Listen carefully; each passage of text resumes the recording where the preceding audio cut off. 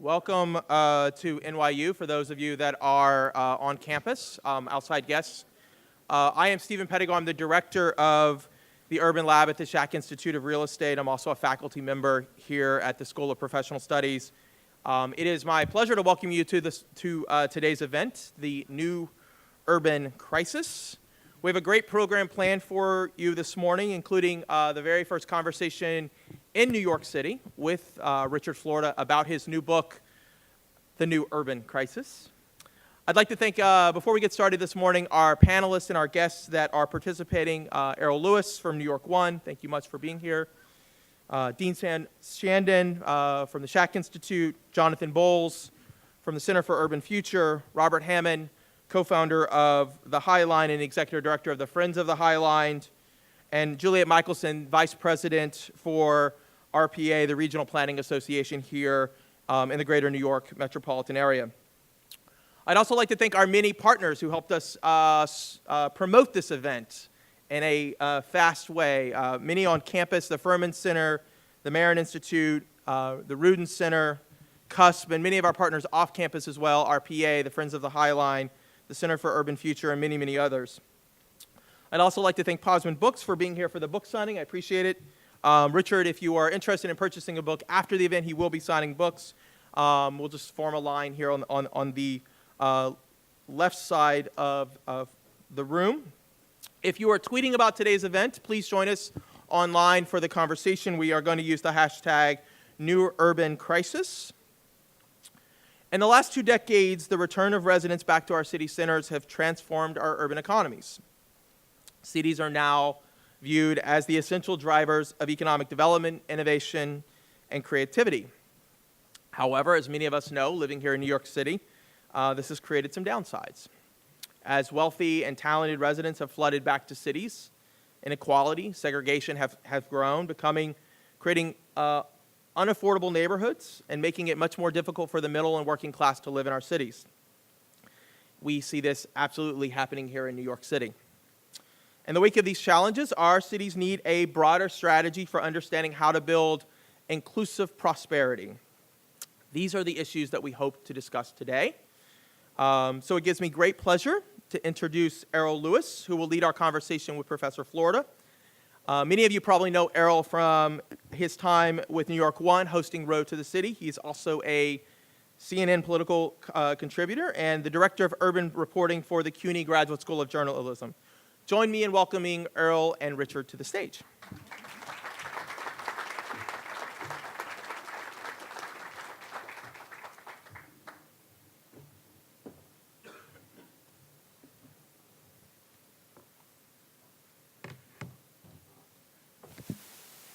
Thank you, Stephen, and thank you all for having me here. And I'll do my commercial right up front. The Road to City Hall airs weeknights on New York One at 7 p.m., and we've got a great show for you tonight. I want to get into our discussion, I guess, by, as they say, introducing a man who needs no introduction. Richard Florida is joining us for a discussion of his latest book, and as one of the leading urbanists in the world, really, we are privileged to have him here. I have been following his work since the very first one, The Rise of the Creative Class. I remember participating in discussions about it shortly after 9/11, actually. And there was a vigorous debate then. There remains a vigorous debate now. There's an important sort of underlying debate that Richard has decided to sort of reawaken and advance, and I certainly salute him for that.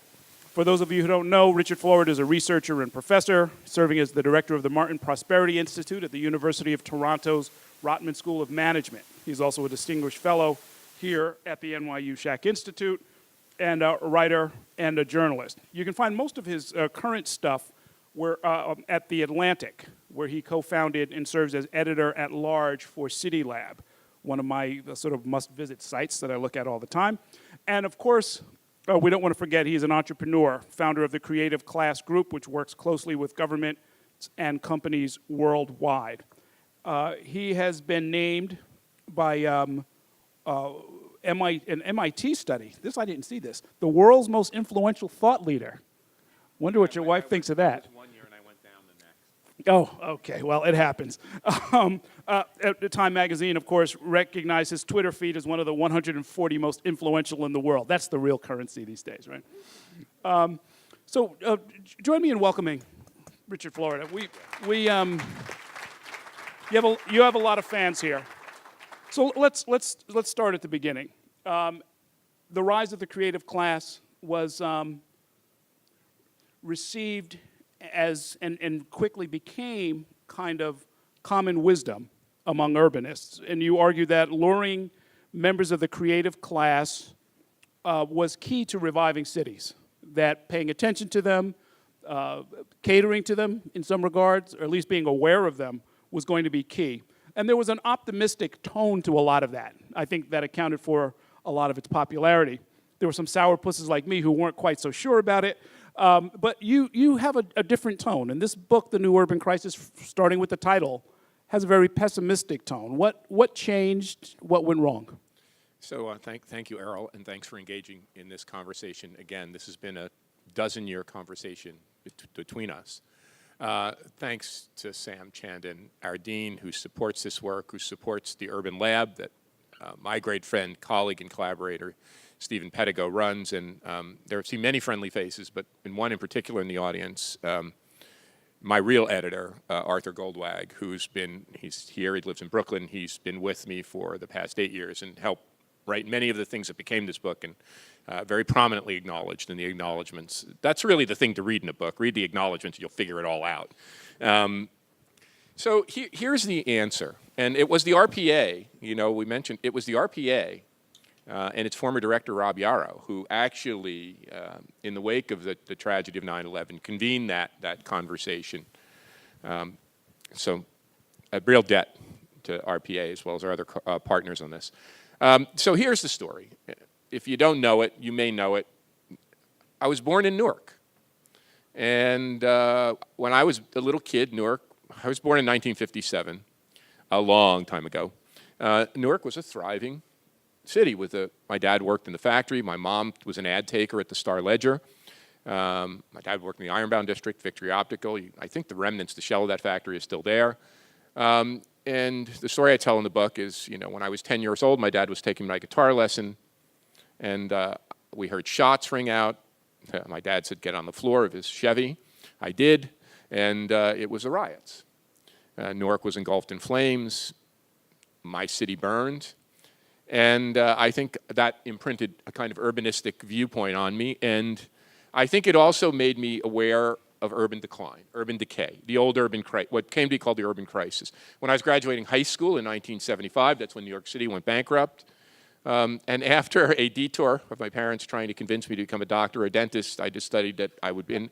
And the thing that happened was my professor, who's still at Rutgers, Bob Lake, said, take the Amtrak to New York I was at Rutgers, take the Amtrak to New York and go see what's happening there. And I saw the Flatiron Building for the first time. I went through Lower Manhattan, Greenwich Village, Soho. I saw the urban revival. And I think that captured my imagination, that I thought cities were dead, but they were reviving. But it wasn't until I got to Pittsburgh I got there in the mid-'80s, but it was the late 1990s where I saw in Pittsburgh, great university where I taught Carnegie Mellon, vibrant technology, lots of startup companies, lots of really fantastic people who were going on to be at Microsoft or Google or Apple or wherever, have their own startups, but they weren't in Pittsburgh, they were leaving. So that's where the idea of the creative class came from. It was the idea that you not only needed high technology hubs and clusters, you needed talented people who wanted to stay, and they needed a reason to stay. One, they wanted to live in a lively, exciting city, but two, they wanted a place that was open, that wasn't racially segregated, where African American and white people and Asian and Latino, men, women, straight and gay were treated more or less, relatively more or less fairly, or it was open-minded, to say the least. But remember, there was no real, I shouldn't say it, because we're in New York. There was an urban revival in neighborhoods like this, Greenwich Village, there was in Soho, but there was not really up to the year 2000. We know now from the data, and it's my colleague at the University of Toronto who came from Brown, Nate Baum-Snow collected this, that the urban revival really occurs between the years 2000 and now. That's when it's not just New York and Greenwich Village and Georgetown and Society Hill and a few other pockets of of gentrification, if you will, classic when the gentry moved back in the old townhomes, lovely townhomes. That really goes propulsively. And I think I not only was naively optimistic, I think I underestimated the extent of this urban revival. Now, I will be honest. I did write a piece in 2003, before Occupy, before Thomas Piketty, before all of this, calling attention to the association between the creative economy. It was published by the Washington Monthly, arguing that the places that had the most creative economies on my own metrics also were the most unequal. But still, I don't think it dawned on me what I was finding. It was out of the debate and dialogue, the criticism from the right and the left, and really watching this unfold. And I don't think I've become pessimistic. I actually say the solution will be a better urbanism, but I become realistic. And I think as we've had an urban revival, as cities have come back, as cities not like New York, all across the country, even Pittsburgh reviving, I think we have to be aware of the divides that is bringing with it. Well, it gets to be interesting, and I really enjoyed the part where you talk about, you coming up. I was on this side of the river in the Manhattanville projects around those years, and about to move out to the suburbs. So that was kind of the vantage point from which I watched a lot of this happen. When you saw the prosperity going, and you in your private sector hat were helping little towns in upstate New York, Utica, and some other places, chase after that ideal. As it turns out, according to your numbers and what you talk about in the book here, that these are places that are not just generating generic prosperity. They are generating inequality. They are generating problems that you've defined as a new urban crisis. And all of this happens at the same time. That at the same time as someone comes here in good faith, part of a creative class, looking for excitement, looking for tolerance, looking for openness, they are also, perhaps unwittingly, contributing to a very serious problem. And we in New York, I think, understand it maybe better than most places. All of this happens sort of in a patchwork, you describe it as, where we're all sort of on top of each other, where, gentrification, tolerance, inclusion, segregation are all happening at the same time, sometimes on the same block. So I think this is not only an urban crisis. I think it's a central crisis of capitalism. I think it's the ultimate contradiction of modern society. People talk a lot about economic inequality, and that's very important, and class inequality. I've written on that. Others have written on that. Really what we're talking about, and you mentioned it, when you talked about the difference between New York City and upstate Utica, Buffalo. I actually taught at SUNY Buffalo a long time ago. I know Buffalo well. I live pretty close by part of the year. I live here as well as in Toronto, so I know upstate pretty well. Spatial inequality, geographic inequality, a growing gap between places like New York City, San Francisco, Los Angeles, Boston, Seattle, college towns. I was just in Ann Arbor, Boulder, Columbus, Ohio, Austin, Texas. A growing gap between what I call the winners, and in the book I call this winner-take-all urbanism. It's not just a winner-take-all society, it's winner-take-all urbanism. And then a growing geographic inequality within the winners themselves, like New York. And I have my dandy little statistics here. New York, along with San Francisco and Los Angeles, really are the epicenters of this new urban crisis. We have all sorts of metrics in the book. My team is very good at this. New York has really distinguished itself on this. First, in overall economic segregation, where we measure the combination not only of income segregation, the segregation of wealthy and poor people, the segregation of people by knowledge work, creative work, service work, the segregation of the college-educated and those who didn't complete high school. First, on income segregation, and it goes on. When we combine income and wage inequality, first, when we look at segregation and inequality together, sixth, and on the New Urban Crisis Index, which is a measure of housing unaffordability, income and wage inequality, and all sorts of economic segregation, New York is second only to Los Angeles. And what's so ironic about this, I don't think, and I want to be honest, I don't think the creative class is to blame from this. I think that's a naive view. what's interesting is if you take the most progressive mayors of the past couple of decades, David Miller, the mayor of Toronto, before crack mayor Rob Ford, who really, he's the person. It was the rise of crack mayor Rob Ford and the divides in urbanistic nirvana, progressive Toronto, that really opened my eyes big time. You know, I'll come to that later. But if you think about the rise, David Miller in Toronto tried to stymie this. You look at Bill de Blasio, Sadiq Khan in London, Anne Hidalgo in Paris, Eric Garcetti in LA. I could go down the list. I had many people in talking about this book in other places say we failed. We tried to do affordable housing. We tried to do inclusionary zoning. We tried to do pre-kindergarten. I've had people literally in tears. And I think the message of this book is these forces are really powerful and they're structural. And they are coming at us out of a cannon. And here's the rub. This is what I think is the central contradiction of capitalism. What propels economic growth is the clustering of talented and innovative people in dense urban environments. That's Jane Jacobs 101. When talented people like all of us come together in a dense community, it's not companies, it's not firms, it's not even great universities, we lever that, but it's our talents being leveraged for diversity and tolerance and all of that. But as we do so, we carve huge divides in our society because as we cluster in these places, something has to give. And let's just take New York, for example. New York not only attracted the artists and the bohemians and the hipsters, then the gentry followed. But what's happened is truly remarkable, and I have the statistics here, and it's quite daunting. If you don't know this, you should. San Francisco is the largest aggregation of high-tech startups in the world. It has increased its share. This is very interesting. It's increased its share of high-tech startups from 20% in 1970, so much for the rise of the rest, from 20% in 1970 to nearly 50% today. There's one other city in the world, well, two, but one other in the United States that have increased their share of venture capital-backed startups. New York City in Lower Manhattan. This place now attracts over $3 billion in venture capital-backed startup activity, 10% of all venture capital startups in the country, second only to San Francisco. Well, you know, and that's happening in the same place. There was art galleries, and the techies are moving in, and the rich people. So where can they go? I call this the paradox of land.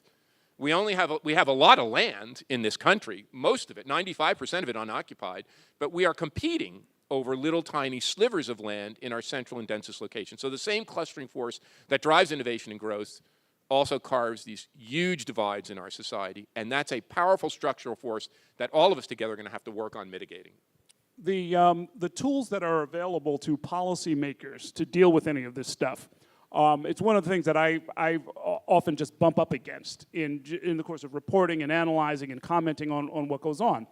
It's not the United States of cities, it's the United States of America. Cities are not mentioned in the Constitution. Cities are creatures of the states in which they sit. Politicians from the metropolitan region determine whether or not we're going to have, you know, countdown clocks in our subways.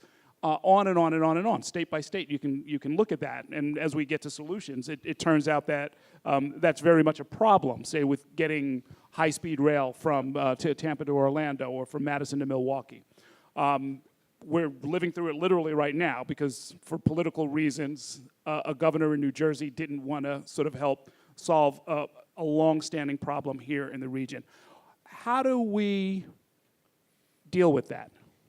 Well, I think the first thing is realizing that this backlash, if you will, it's very interesting. And I mentioned, I saw it in Toronto first with Rob Ford. You know, you go to a city, you see a progressive urban area with a very left-leaning social democratic mayor with a commitment to inclusive prosperity. Me and Jonathan Bowles were just talking about this before. He was one of the first mayors to see that we needed to upgrade these low-wage service jobs. We actually held a summit. The city council was considering it, a big affordable housing, social housing investment in transit.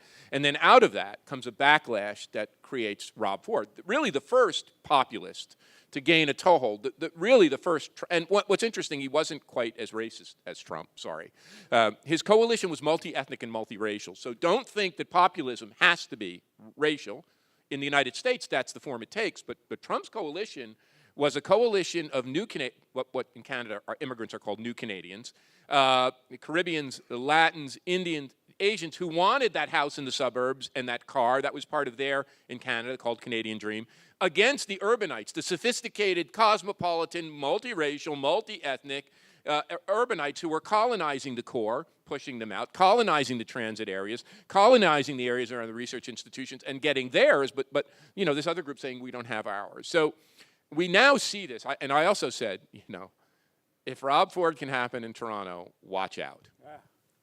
This thing, if that can happen in a place like Toronto, worse is going to follow. And you know, I would have said, I would have never predicted, especially after Brexit. I would have said, it's just crazy. We'll never elect Trump, but here we are. And so these divides, this geographic inequality, and look at the map of the election, the little blue specks and the big red mass. Those divides between the concentration of clustering of economic activity, creativity, knowledge, and the rest is what's producing this divides. And so in the book, I try to create a roadmap of what we can do. And I say, Errol, and I say, folks, we actually had a roundtable here, Stephen and I and Sam and others, before the election, in which we had people talking about the new urban policy. We thought naively, you know, Mrs. Clinton would get elected, and I wrote this. I rewrote the book completely after the election, completely, top to bottom, and I said I wanted to call for a council of cities. Think about this. A national council of cities, equivalent, advising the president, to the National Economic Council, equivalent to the National Security Council, composed of mayors, urban leaders, whatever, urban developers, who would literally develop an agenda for overcoming this geographic inequality between and within places. Good luck now, you look at the budget, slashing everything that might help cities. So in many, many ways, I've come to the conclusion that we're on our own. And here's the irony, and why I think this is so powerful and so daunting, and why we have to start now. If you look at the places that have the largest urban crisis, the New Yorks, the San Franciscos, the Los Angeles, the Londons, they also have the most progressive mayors. They're the most liberal places, even more so than New York. If you look at voting for the Democrats, San Francisco Bay Area is number one. New York's close behind. So the places that are the epicenters of this new urban crisis also have the most liberal politics, the most progressive politics. And I want to say one last thing, and then we can get into some solutions if you want. There's not only a backlash from the right that's terrifying, there's a backlash from the left that is equally terrifying, that some people call NIMBYism. NIMBYism. But that NIMBYism isn't just anti-development. We don't want any, because we need density and we need affordable housing. It's not just we don't want any more development. We want to preserve our neighborhood the way it was, and we can preserve our neighborhoods and density. We can do that. In San Francisco, these were voted down, but there were ballot measures to inhibit tech companies from locating in urban San Francisco. In Berlin, I just saw this today, there is a movement to say no to tech companies in the city of Berlin. Well, that, I think, is equivalent to the Luddites busting the machines. Right. If we cut off the source of innovation and prosperity, we're going to cut off all the things that are going to generate wealth that we can then redistribute. So I call this the new urban Luddism. It's not NIMBYism, it's the new urban Luddism. And we're caught in a backlash, and that's why we've got to begin now to craft better solutions, more inclusive solutions, that we can rebuild our cities and mitigate some of these effects. One of the solutions you point to, one of the ones I like the best, having grown up in the suburbs, is subsidize rail, especially high-speed rail. I keep telling the people, if you could get a fast train to, if you made Albany into an exurb, if you made Binghamton into an exurb, it's a game changer for affordable housing and for a lot of other things. Doesn't seem to have taken hold. It's usually been promoted, including in the last presidential election by the Democrats, as a prosperity measure, as a way to sort of create, jobs for track layers or something like that. You're arguing in the book that it needs to be seen as much more than that. So I actually think, and I talk about, we can go in this detail, we have to build more. We have to create more density, especially in these places. We need a commitment to affordable housing. We need to change the needle from subsidizing, heavily federally subsidizing wealthy homeowners through the mortgage interest tax deduction and suburban subsidies for road construction. We need to focus on creating affordable rental, especially in our big cities. We need to upgrade low-wage jobs. We need a higher minimum wage, geographically indexed. I was so heartened. Yesterday I engaged in a dialogue with the Premier of Ontario, who actually It's very interesting. As her poll numbers, she's a very progressive woman, as her poll numbers have fallen, she's realized she's got to do something bold and has come out with her own inclusive prosperity agenda. More affordable housing, more construction, more rental housing, invest in transit, a guaranteed basic income for Ontarians, especially in left-behind areas, higher minimum wages. So it's getting there. But I think the transit piece is the most important. And here's why. Errol mentioned the suburbs. One of the things I point to in the book is it's not just an urban crisis. The old urban crisis was the hollowing out of my hometown of Newark, the hollowing out of Detroit, the hollowing out of Camden, the hollowing out of Trenton, the hollowing out of Albany, the hollowing out of Buffalo. The businesses and the middle class fled. Now we're seeing the evisceration not only of middle class neighborhoods in the cities, but across the board. In 1970, more than 2/3 of us lived in a middle class neighborhood in the United States. It's now less than 40%. The biggest declines have been in the suburbs. Right? The suburban crisis I talk about, it's a chapter in the book, is bigger. There's more poverty in the suburbs. There's higher concentrations of poverty. There's faster growth in poverty in the suburbs now than in many of our cities. It's daunting. So for those urbanists in the audience, there's a classic paper by two economists, Enrico Moretti and a colleague, which talks about how we can overcome the cost of housing in New York and San Francisco by getting rid of land use restrictions.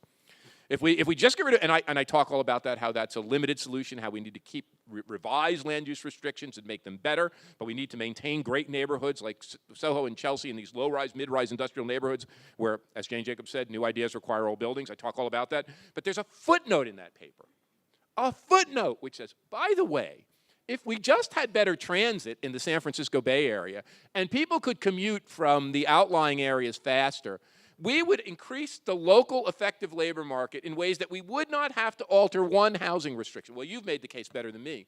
If we could connect Albany, and maybe Buffalo gets connected to Toronto. I'm just making this up. If we could connect Detroit more to Cleveland, if we could, if you think about what that Amtrak Acela corridor has done for, and this megalopolitan region, 50 million people, $2 trillion plus in economic output, the fourth largest nation in the world, if you could scale that, you could alleviate a lot of the problem and allow people to live where they want to live and commute into work. And one thing is, I talk about this in the book, and you guys feel it. Look at what's happening to our century-old transit system in New York City today and the New York metro region. It is falling apart. So the thing that really allowed us to scale in this region and become a functional mega region is now falling apart. And we don't have the money or the wherewithal to fix it. So, I hear now more than ever before, you report about it, I live in commuter hell. My life is dictated by commuter hell. I can't stand this. So unless we invest in transit and connections of the places that are being left behind, but even, as importantly, fix the transit in the places that, like New York, that are flourishing, we've got big problems. The problem is not just conservatives. It's that so many of my colleagues in economics say, there's not the return on investment. But one thing we know is that there's a long-term return, and there's a long-term effect of creating bigger labor markets and bigger urban markets that's important. Okay, that is a little taste of what is in the book. There's a lot more to be said and a lot more to be sort of analyzed, but we can take questions for a few minutes, and then we'll close out this section of our conversation. Just asking, okay. Yeah, I'm Alex Armovich from the Manhattan Institute. I wanted to ask, does measuring inequality at the local level, would that actually potentially be counterproductive? Because if New York grows more inclusively, that means we'll have more room for working class people. Because Wall Street isn't going anywhere, and so if we're more inclusive, we'll actually have more inequality, right? At the local level. I'm not so sure. I think that you're asking two questions. One is that if you have a thriving entrepreneurial society, let's leave Wall Street out of it because that's its own problem, the massive returns to moving money around. But let's take something that is more productive than Wall Street, technology industry. The returns that you get to entrepreneurial activity, which most people would agree may be a little outsized, but to invent something that really is important to society that engages these gales of creative extraction, it creates rewards. And Paul Graham, who's become a dear friend, the venture capitalist behind Y Combinator, made this point very baldly and got a lot of very negative reaction. He said exactly what you said. If you want entrepreneurial activity and to be a high-tech cluster, by definition, you're going to create richer people, which means inequality is going to grow. And I have no problem with productive, building, wealthy people getting some returns. No problem with that. What I have a problem with in terms of inequality is the bottom falling, and what we did in our book is we look at the amount of money the different class groupings have left over after paying for housing. The knowledge workers, even in New York, are doing okay. Yes, we're pressured, and yes, housing is more expensive, but we still have 80 or 90,000 on average left over after paying for housing as an aggregate. The service workers, the food prep workers, the retail workers have less than 15,000 left over. And the other point is the middle is falling out. What's so terrifying is that not only has inequality grown and segregation is the bigger problem, our geographic isolation from one another. My mother went to an integrated, socioeconomically and racially integrated high school in Newark called Barrington High School in the 1940s. That doesn't exist anymore. And the middle has fallen out. The middle class decline has been the biggest, and the middle class neighborhood decline has been biggest in the most dynamic, the most knowledge intensive, the most creative, the densest and largest metros.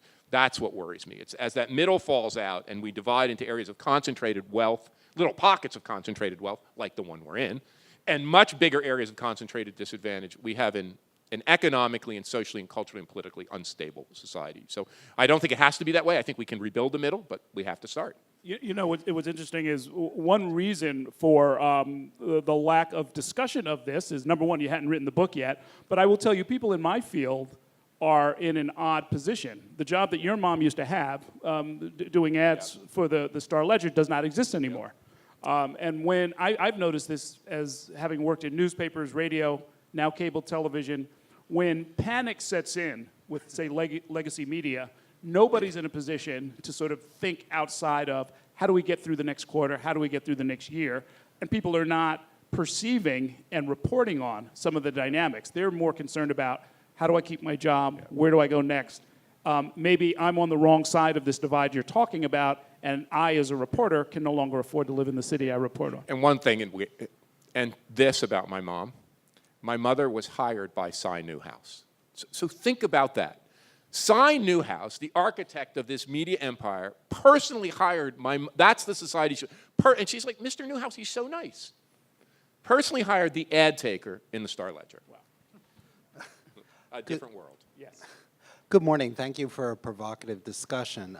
My name is Ken Brown. I work at NYCA, which is a homeless services and anti-eviction provider in the Bronx. One of the things that I think is underpinning the discussion here is that the processes that you're describing that are motivating a lot of the centripetal forces, centrifugal forces that you're describing are international and global in nature. I think that this calls into question what the nature of state sovereignty is now. I think, what's the role of national actors? I'd like you to talk about how viable you think the UN's Millennium Goals are, and talk about the rest of the planet, please. So first of all, thank you for nailing it. And I just want to say something that we lost a giant this week. We lost my dear friend and colleague, Ben Barber, who wrote the book on this, If Mayors Rule the World. Wrote the book on what you're talking about. And Ben and I had our last conversation together. He came here when he was very ill. And we recorded it, and that's going to be up and online. It's funny how things work. We kept that conversation for book launch. We thought, why release it beforehand? And then Ben passes, and I didn't know how sick he was. So we're going to put that up on City Lab today with a tribute to Ben. But when Ben was here, he talked a lot about this. And I didn't realize until Trump was elected I tell a story how my wife woke up in tears, and she said something to me which really changed the way I think about this. She said, a huge Clinton supporter, I learned something about gender that day. I'll never unlearn it. She said, if we feel this miserable because our candidate, Mrs. Clinton, lost, imagine how bad the Trump nation, who are far less advantaged to us, would feel if Mrs. Clinton won. And then I realized these globalizing forces have divided us in ways that we can't put ourselves back together. And this is not just in the United States. This is in the UK. This is in France with Le Pen. This is in Holland. This is all over the world. And Ben saw this in Jihad and McWorld in 1992. These forces of globalization and the reaction is populism and nationalism. Whatever group in your country kick them out. It could be Chinese people one day, it could be Mexican people, it could be gay people, it could be whoever. They're the blame. Blame them, scapegoat them. So what I've come to is the only way out of this is to empower the local. And this is where Ben came to. He came to this far before me, that if we can empower the local, and I say there's one thing I would add to Ben's mix, because he saw cities as a progressive force and as an oppositional force. I'm more sanguine. I think we just got to exist together. And then I wrote an op-ed with Joel Kotkin, my great nemesis, my great critic. It's on the Daily Beast, and in which Joel and I, after the election, came together and said, you know what? There isn't just an urban way and a blue way, and there isn't just a suburban and a red way. We've got to realize, and I think part of the backlash is that people fear that whatever side you're on, you're going to impose. This imperial president and national government's going to impose their way of life on you. So I think in the United States, we've got to empower the local. We've got to respect our differences. If I want to be urban and dense in New York or Toronto, let me go. If you want to be suburban and sprawly, let you go. I'm not going to impose my views. You're not going to, and then we'll have a mutual. Now, over time, I think the force of history will cause a more, you know what I'm saying, cosmopolitan, progressive, inclusive. But in the near term, for us to survive with that map, that election map, we're going to have to develop a way that we can protect our localism. And most importantly, keep our tax revenues. I just want to make that point. It's not like we're just going to do it politically. Make sure that we can keep our revenues, that we ship off to D.C. and that is redistributed, and we can make the investments and live the kind of lives in the kinds of communities we want. But I think that's our only way forward now. Good morning. Thank you for your comments. I'm Lisa Downing with Connections Real Estate, a brokerage and local advisory firm. My question to you is just drilling down a little bit further. What is your message to global businesses outside of technology to come back, to reinvest? Because what I'm seeing is a lot of local retail jobs which are not allowing people to pay the high rents. And to address your issue around the bottom falling out, we need big business to come back to bring in those middle income jobs. So first of all, thank you for your question, and I'm a very lucky person. Because as I've been on this book tour, every place I go, a mayor or a premier or a local business leader or a real estate developer or the heads of, in Philadelphia, the heads of the anchor institutions, the universities and the science center said, we're part of this. I can't, and it's not because I wrote the book, it's because people feel it. They feel our country's divided, they see the rise of Trump, they know we have to build our cities and do business differently. So here's what I say. We're all in this together, and we all are part of inclusive prosperity. That's the mantra of the book. That's what we're going to write, Stephen and I and Sam at the Urban Lab. That's what we're going to be about. And it's not just about cities. This is going to have to be a public-private partnership with the private sector, with philanthropy. Universities are part of the problem. Be honest. And the folks in Philadelphia said this. We are part of the problem. We've helped create these divisions. We have to create better jobs. We have to create better jobs, service jobs for people. We have to work with the neighborhood. We know that now. Real estate developers at the Shack Institute. Stephen and I are working with the big developer in Washington, D.C., who have the Union Market area. And they've made it a marvelous development. But it's kind of yuppie. And it's kind of upscale. And it's in a lower income neighborhood. So we said to them, it's not about inclusionary zoning. It's not about trading density for more. It's about inclusionary prosperity. It's about curating your tenants. The way you curate your barista bar, curate your retail tenants. They have to provide good jobs with, and if not, they're not your tenants. They have to provide good jobs with a career ladder and pay higher than the minimum wage. Make sure that if you have an incubator, it's a community-based incubator. It's not just for the techies coming out of the university. They're working with Howard University to create an incubator there for the neighborhood. All of these things we can do, but we have to do it together. And I think the realization now is if we don't, there's going to be hell to pay. And especially in cities like this one, people are going to say, no, we're not going to build your luxury development for rich people who don't live here unless you do something for the community. So I think the time now, and we have to make the case that we're all part of it, unfortunately, because our federal government won't do it. We're going to have to do it for ourselves. Thank you so much for coming. My name is Luke Galford. I'm a first-year MBA student here at Stern. My question is, you guys talked a little bit about some of the potential opportunities that transit can provide. Are there some limits to it? I think transit often gets portrayed as a bit of a silver bullet that'll just solve everything if we just have high-speed rail and better transit networks. Does that sometimes shift the inequality when you open a new station or a new rail line, that then some of the wealth that just ends up kind of reconcentrating around some of those areas? That is an interesting question.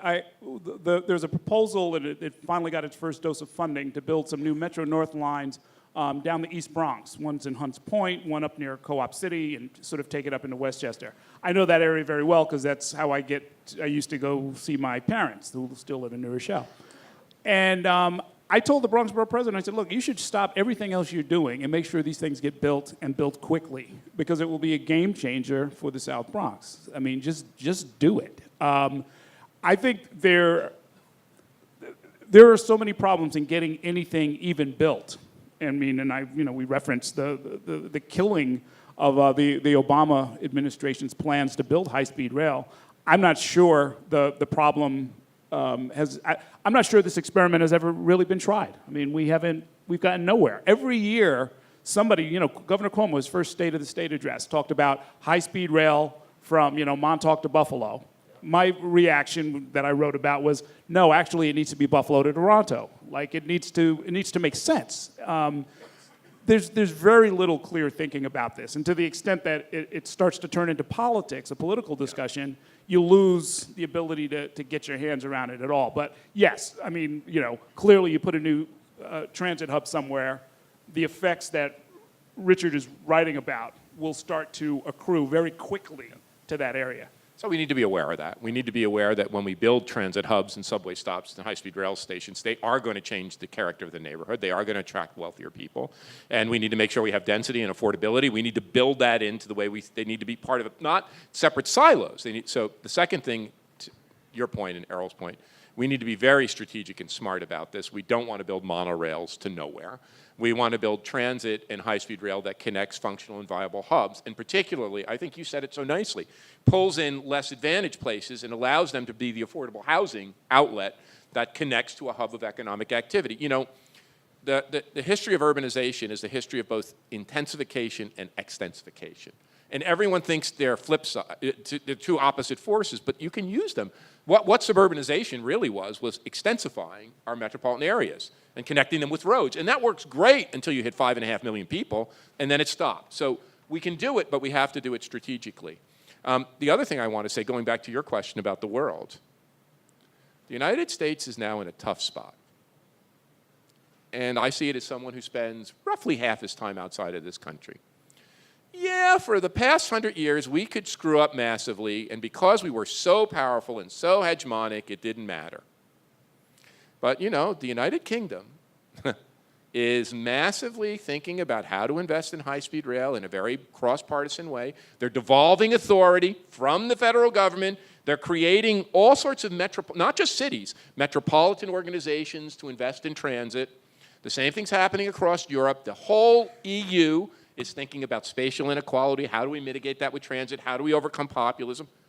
Little tiny Canada, this little kind of polar iceberg nation to the north, is really thinking strategically about this now. No, yeah, there's all sorts of politics in Canada, but they're thinking very strategically about how do we do affordable housing? How do we do a 21st century housing strategy? What do we do for transit? And when you combine that with the Trump administration clamping down on immigration in the United States, for the first time in history, there's the possibility that all of this talent and ambition and innovativeness that flowed to New York in arts and culture and finance, flowed to San Francisco in technology, flowed to Los Angeles, it could reroute.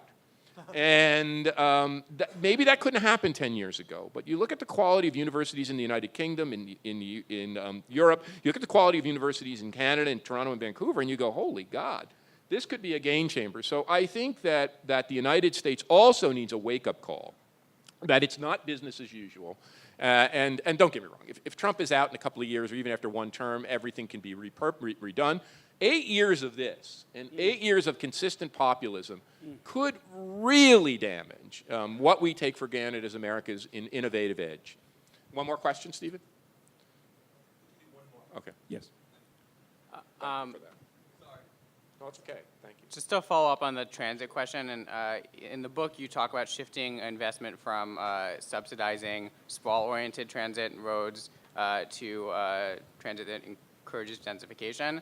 But you also say that increasingly suburbs are going to be poorer, and the people who are on the outskirts and living in places that will be more dependent on cars are going to be people who will then be less equipped to be able to afford that. How do you sort of reconcile that shift in investments in a way that doesn't divest also from communities that are increasingly going to be dependent on sprawl-oriented transit? This gets to the heart of the debate we need to have in this country. On the one hand, we need to have people-based policies which allow people to be mobile, vote with their feet, live with, and we need to have place-based policies that bolsters the places being left behind.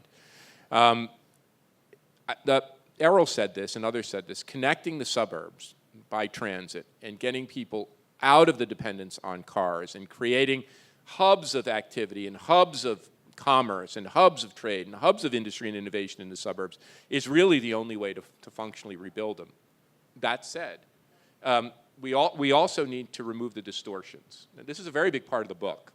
I don't quite say it like a classical economist, but we are subsidizing roads and not transit. We are subsidizing single-family homes and not rental, affordable, dense construction. We just need to eliminate those distortions. Stop the subsidies and let the market work. Charge people to use the roads. I mean, we charge people to use a subway. We charge people to ride a train. Charge people to use a road. Eliminate the market distortions.